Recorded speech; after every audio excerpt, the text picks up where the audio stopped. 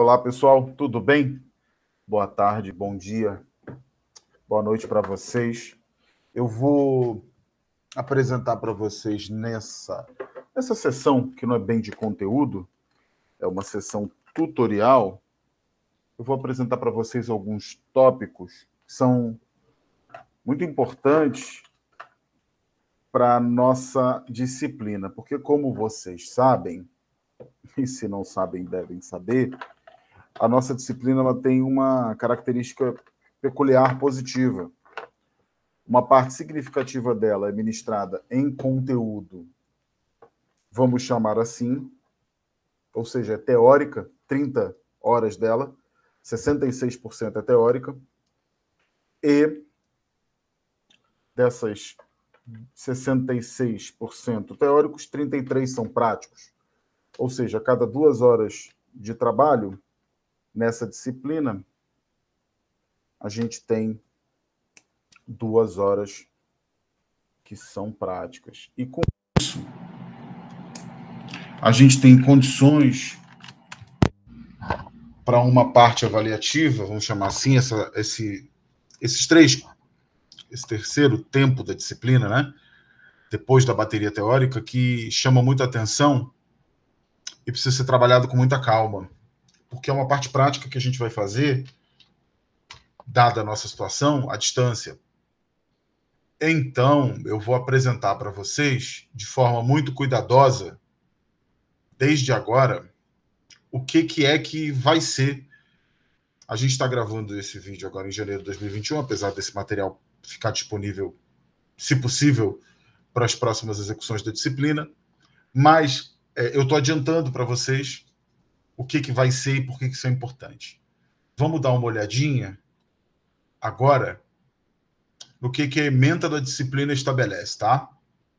Só para a gente relembrar.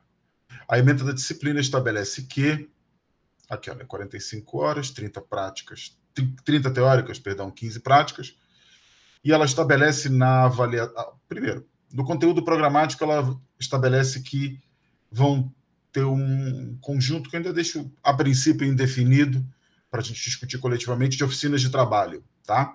Que basicamente vão ser a carga prática e vão dizer respeito diretamente à segunda avaliação, a avaliação final, que é um plano de ensino dissertativo, remoto e com consulta. Esse trabalho deverá ser entregue, nesse caso aqui, até 20 de janeiro de 2021. Deverá ser individual ou em dupla, remoto e com consulta, como eu já falei. Ou seja, vocês podem fazer sozinhos e sozinhas ou com alguma colega. E os itens avaliativos, o que deverá conter nesse plano de ensino, são os mesmos itens desse plano de ensino aqui. Metade da nota de vocês na disciplina vai sair daqui, tá bom, pessoal? Agora, eu achei importante apresentar a vocês o que é que eu espero que seja esse plano de ensino, tá? E aí algumas providências já foram tomadas.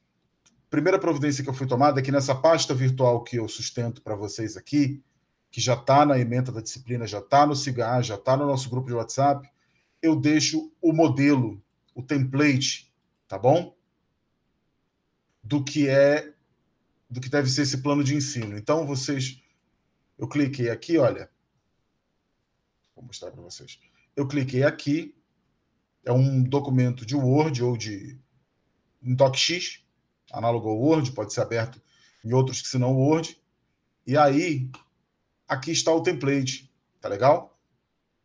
Com todos os itens avaliativos em vazio, para que vocês possam preencher. Aí vem uma primeira recomendação importante: utilizar esse template. Segunda recomendação importante: salvar em PDF antes de me enviar. Tudo bem? Esse envio não vai acontecer agora. Vai acontecer só em janeiro de 2021. Mas eu já estou deixando esse vídeo gravado com essas duas observações de cara, tá bom? Se possível, utilizar a mesma fonte que está aqui, que é Times New Roman 12. Não alterar nada demais em espaçamento e nada disso, que não tem necessidade. Vocês vão ver aqui, olha, cada vez que vocês chegam próximo, vocês vão ver que tem 2, ementa, e tem aqui um espaço para vocês digitarem à vontade. Tá? Esse material é o material de referência, é o modelo para esse plano de ensino. Vocês não vão precisar se preocupar com nada no sentido de bolar um modelo. Vocês vão ter que acompanhar uma estrutura.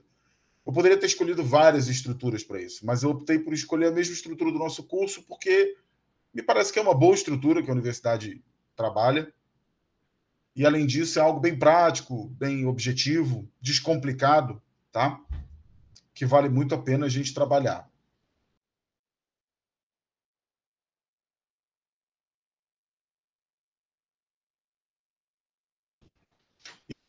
Pessoal, a gente vai partir para a explicação em si de cada item. Eu vou explicar o que é esperado em cada item.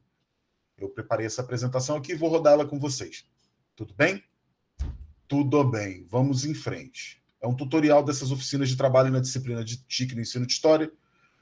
Como vocês podem ver, eu sou Daniel Chaves. Esse é o meu e-mail de contato pessoal, que não é o mesmo e-mail de recepção. Prestem atenção. Para receber os trabalhos, eu criei um e-mail específico, está lá na disciplina. Tá? E é um trabalho sendo feito na Universidade Federal do Amapá, na graduação em História. O que consiste essa avaliação? Já expliquei para vocês, vou explicar novamente para ficar bem fixado. É um projeto de plano de ensino dissertativo remoto com consulta. Deverá ser individual ou em dupla. Itens avaliativos a constar nessa avaliação são exatamente os mesmos do plano de ensino. Vamos mostrar um por um. O que tem que estar contido no plano de ensino? A identificação. Ninguém pode entregar para um cursista, seja de qual nível de instrução for, para qual tipo de curso livre que for, pouco importa. Ninguém pode cursar sem saber qual é o curso, qual é o componente curricular, qual é o ano letivo, o período letivo desse ano, a carga horária da disciplina, o nome do professor ou da professora, a modalidade de ensino e o horário para atendimento de discente. É bem legal, especialmente quando a gente está tratando, gente, de uma disciplina online, que é um pouco, vou mostrar para vocês já, um pouco do que vai ser exigido no nosso trabalho. É muito importante a gente disponibilizar de forma bem organizada horários de atendimento. Tanto para a gente, como docente, como instrutor, como tutor, fazer isso de uma forma equilibrada, quanto para o aluno, para o cursista ou para a cursista, fazer isso também de uma forma bem equilibrada, tá legal? Além da identificação, um segundo tópico que vocês vão poder encontrar, que é a ementa, que é nada mais nada menos do que um resumo do que é a disciplina, do que é o componente curricular, do que é o curso, onde se faz uma apresentação clara, concisa, objetiva do que se vai estudar, e os procedimentos que vão se desdobrar nesse sentido. É algo bem introdutório, bem resumido, com uma apresentação muito direta e muito concisa do que vai acontecer na disciplina, dos conteúdos em tela.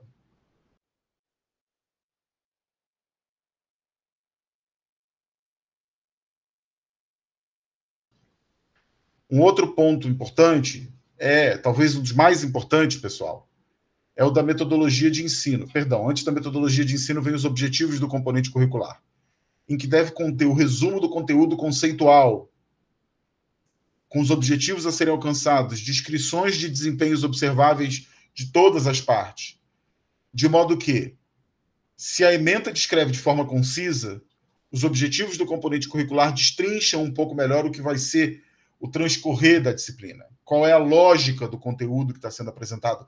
Qual é a lógica de funcionamento daquela experiência de ensino-aprendizagem? Tá legal? Para falar de um dos mais importantes pontos, metodologia de ensino deverá conter a aplicação de diferentes métodos no processo de ensino-aprendizagem, de uma ou de mais áreas do conhecimento. Não precisa ser apenas a metodologia de ensino, no nosso caso, de história. Quando a gente fala em metodologia, a gente está falando de um conjunto de técnicas e ferramentas também, além de uma perspectiva sobre o que vai ser ensinado, como deve ser ensinado, a quem, por qual fim e por quem. Então, a gente vai acabar dando uma ideação, uma concepção de mundo, uma concepção vivencial da experiência ensino-aprendizagem, como um caminho para aprender e, de certa forma, um compromisso de como vai ensinar. Então, isso aqui é uma espécie de plano de voo metódico do curso. Muito, muito importante. Vocês dizerem, olha, vamos utilizar tais ferramentas, através de tais meios, em tal modalidade de ensino. E aqui tem um detalhe muito importante, pessoal. Como vocês já sabem, e eu apresentei lá na aula de abertura, vou reforçar novamente, uma exigência muito importante dessa experiência de ensino-aprendizagem que a gente está cursando aqui, nessa disciplina de TIC, no ensino de História, de Tecnologias Informáticas e Computacionais, no ensino de História, é que a expectativa que eu tenho é que vocês trabalhem com ou temas, ou métodos, ou dinâmicas que envolvam as TICs. A gente está fazendo essa disciplina com uma coerência muito grande na expectativa de treinar juntos como é que a gente montaria uma disciplina como essa que está sendo ofertada. Vai utilizar quais ferramentas digitais? Quais temáticas digitais? Ou a temática não vai ser digital? Vamos supor aqui, eu vou ensinar Egito Clássico, Egito Antigo. Para ensinar isso, eu vou utilizar videogames, eu vou utilizar aulas no Google Meet ou no Zoom, eu vou utilizar aulas como lives nas redes sociais. Quais vão ser os instrumentos, as disposições, as metodologias para fazer com que o conteúdo tenha a propulsão das TIC? Ou não. Ou então eu vou ensinar a TIC utilizando as TIC. São muitas as possibilidades. Nas oficinas, não fiquem ansiosos, Juliano, fiquem ansiosas. Na disciplina, na parte das oficinas de trabalho, eu vou experimentar todo esse trabalho de tutoração com vocês. Todo mundo vai ter atendimento. Direto, objetivo. Vou explicar à luz do que cada um de vocês tem por criatividade. Então, eu ressaltaria muito importante essa atenção. É muito importante essa atenção. É muito importante essa atenção ao método de ensino. Algo também importante, na minha opinião, menos importante, mas ainda assim tem que estar nítido, tem que estar explícito. Quais são os mecanismos de validação de frequência? Os parâmetros, os mecanismos, as modalidades, as disposições para o registro da presença discente. Isso é muito importante, isso tem que estar muito bem acordado, pessoal. Isso é algo muito sério que eu vou dizer agora. Em qualquer experiência de ensino-aprendizagem, o cursista não pode viver tendo surpresas. Isso é nocivo para a experiência ensino-aprendizagem. A cursista tem que saber num primeiro momento o que é que vai acontecer nesse curso, o como vai ser validada a sua frequência, como ele vai aprender. Qual é o conteúdo programático, que é a relação dos conhecimentos selecionados para serem trabalhados. Conhecimentos que devem ser apresentados em tópicos, se possível com as cargas horárias, com os itens e subitens e subdivisões porventura existentes, para definir necessariamente o que essa cursista deve esperar da disciplina. Então, esse conteúdo programático é uma visão acaba que sendo global e é parte estrutural desse mapa de conhecimentos, de métodos da disciplina. Então, se existe um lugar importante para, metodologicamente, a gente falar de como vai ser o ensino, aqui é um lugar importante para a gente falar do que vai ser ensinado. Lembrando que conteúdo programático não é só aula teórica. Atividade prática também se enquadra aqui. Observem que lá no meu plano de ensino dessa disciplina, eu deixei explícito para vocês. Nós teremos as oficinas de trabalho. Isso é algo bem importante. Além disso, eu acho que esse aqui é o que traz maior apreensão junto com a frequência a todo e qualquer cursista. Uma apreensão não quer dizer ansiedade, tá? A pessoa fica apreensiva, interessada em ver. Que são os procedimentos para avaliação da aprendizagem. Quais são os instrumentos utilizados para avaliar a evolução dos cursistas, dos alunos, ao longo dessa experiência de ensino-aprendizagem? Quais são os testes que vão ser aplicados? Qual é a frequência? Quais são as datas? Porque avaliar é muito mais do que dar nota. Quais são as rotinas de aprendizagem? Vejam bem que aqui eu estou gravando um conteúdo com vocês exclusivamente para explicar uma das avaliações, levando muito a sério a ideia de que avaliar não é simplesmente fazer uma rodagem de um processo no qual eu dou o conteúdo, vocês engolem e reproduzem e eu valido essa reprodução. Não é isso. É um processo de experiência. É um processo de treino. É um processo de exercício do que é que a gente está realmente trabalhando nessa relação ensino-aprendizagem, nesse processo educativo. Tá legal? E, é claro, a bibliografia, as referências textuais, eventualmente audiovisuais, para serem trabalhadas. Uma questão importante. Sejam muito explícitos quanto ao meio de suporte e armazenamento e disponibilização do conteúdo. Vai ser um drive eletrônico? Vocês vão deixar um PDF na coordenação do curso, ou um pendrive, ou um CD? Vocês vão mandar por correio? Os cursistas vão receber isso como? Em papel? Em PDF? Não vai utilizar nada disso? Isso tudo é muito importante. Tá legal? E agora eu vou falar com vocês sobre como vocês mesmos vão ser avaliados. Porque cada dimensão, eu separei 5 dimensões avaliativas, e cada uma delas vai ter um potencial específico de pontos em questão. Então, vocês sabem quais são os critérios de avaliação e qual o peso de cada um. Esse peso não foi distribuído aleatoriamente. Ele foi arbitrado em favor do que vocês vão ver. Primeira coisa que vai ser observada, com peso de 1,5. A nitidez e a linguagem e a nitidez da estrutura. Como vocês vão transmitir no plano de curso de vocês, no plano de ensino de vocês, a explicação do que vocês estão solicitando para o cursista, do que vão solicitar, de como vai ser a rotina de trabalho. É importante ser nítido. Se a pessoa leu um plano de ensino e não entendeu, ou ficou com lacunas, isso é negativo. Isso implica em dizer que a gente não preparou um bom plano de ensino. Então, uma boa linguagem, um bom respeito estrutural dessa linguagem é algo que vai ser, sim, avaliado. Eu acho que é algo que o mundo real exige e eu vou esperar que vocês façam. Outro ponto, outra dimensão avaliativa, que vale 2, a coerência entre os tópicos. É importante, pessoal, que o curso tenha uma lógica interna de funcionamento que não seja completamente translocada. A gente dá uma aula teórica falando que é super importante que o aluno, que o cursista treine, pratique, esteja atento às condições do mercado de trabalho, do mundo profissional, e na hora da avaliação eu peço para ele um artigo.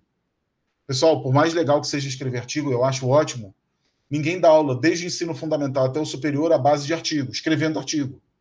A gente precisa planejar bem, a gente precisa executar bem, a gente precisa construir bem a nossa experiência, o nosso trabalho de tutoração. Então, eu vou esperar que esses tópicos internos que eu acabei de apresentar tenham uma coerência entre si. Acreditem, isso é muito importante, porque ensino-aprendizagem é uma experiência e é holística. Então, ela não pode ser fragmentada e desconexa entre si. Além disso, como a gente está trabalhando com tecnologia, eu vou esperar, sim, que o que vocês propõem seja algo acessível, algo portátil e viável. O que eu chamo de viável? Não adianta eu propor uma coisa que nem eu, como cursista, vou conseguir acessar ou vou conseguir ter a portabilidade necessária, e muito menos que o professor vai ter condições de executar. Tem que ser algo factível, algo funcional. Não pode ser uma coisa que a gente acha que é lindo, que seria maravilhoso, mas que não vai funcionar. Porque a internet não permite, porque as condições de acesso do aluno não permitem, porque as condições de internet não permitem, porque as condições técnicas que vocês, como profissionais, vão ter não permitem. Tem que ser algo bom, mas ao mesmo tempo viável. Não pode prometer o que não vai cumprir. Isso é muito ruim. Eu tenho certeza que vocês, quando entram numa disciplina em que é prometido para vocês uma baita experiência, e isso no final não proporciona essa baita experiência, é decepcionante. E a pior coisa numa experiência educacional é o cursista ficar decepcionado, porque esse é o principal fator de ordem emocional para o desengajamento dele perante aquela experiência mais ampla do curso de ensino-aprendizagem. Vou fazer também muita questão, valendo 1,5 ponto, da aderência dessas exigências ao público-alvo. Não adianta eu achar que eu vou lidar com o público de especialização, lato sensu, do mesmo jeito que eu vou lidar com crianças no ensino fundamental.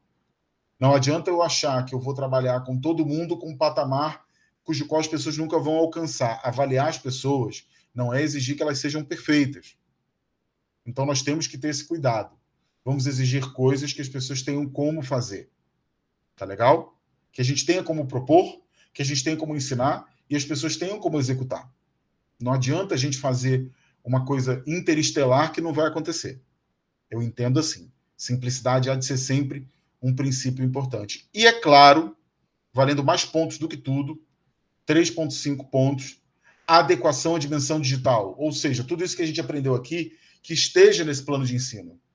Se eu chegar e cursar uma disciplina de TIC e na avaliação dela, o meu professor pedir para mim apresentar como uma atividade algo totalmente analógico ou pensado para o analógico, para o não digital, qual o sentido daquele conhecimento? Então, como nós estamos numa disciplina de tecnologia, a avaliação, seja por um viés temático, seja por um viés metodológico, seja por um viés de conteúdo, seja por um viés avaliativo, ou por tudo isso, e isso não é um problema, não é uma escolha excludente, eu vou esperar muito que o que vocês vão apresentar, a gente vai falar disso com calma, tenha um viés tecnológico, porque esse é o objetivo da disciplina. E é nesse sentido que eu tenho que ser coerente com o que está no projeto político-pedagógico do curso cujo qual eu sou docente e estou avaliando vocês. Tudo bem, pessoal? Vamos lá. Para vocês acessarem aquele modelo que eu mostrei para vocês, o link está aqui, o QR Code está aqui também. Ou seja, tudo muito simplificado, pessoal. E muito voltado para vocês saberem como vocês vão ser avaliados. E eu vou, inclusive, participar desse processo construtivo com vocês. Para vocês não fazerem, sendo jogado uma tarefa no peito de vocês, vocês tendo que resolver dentro de um prazo. Não é o meu objetivo fazer uma avaliação de caráter bancário, de caráter punitivo com vocês. Eu quero construir junto e, por isso, eu estou tendo cuidado de, desde já, explicar para vocês como é que isso vai acontecer, mostrar qual vai ser a sistemática.